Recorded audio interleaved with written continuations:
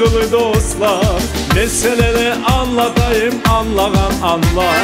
Dikkat ile dinleyiniz, fikir söyleyiniz. Degen genç gibi olsanız siz koşulunuz.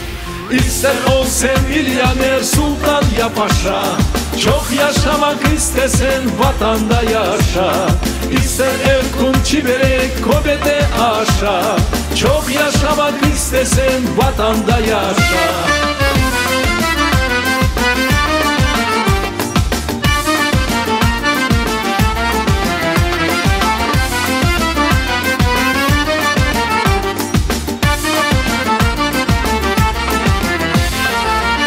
Yaşayanlar dünyada pek çok, oz vatanı sevenler onlardan da çok.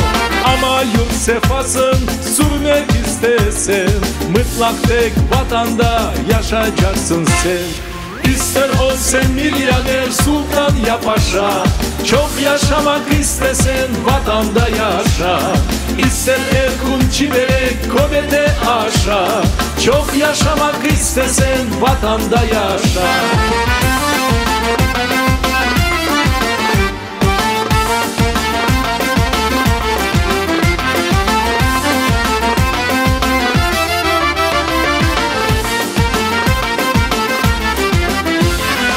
İster ol sen milyoner, sultan ya paşa, çok yaşamak istesen vatanda yaşa. İster Erkun çiberek kobede aşağı, çok yaşamak istesen vatanda yaşa.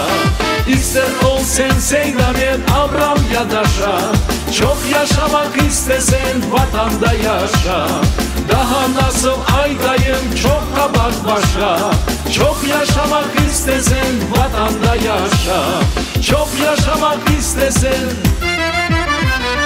vatanda yaşa.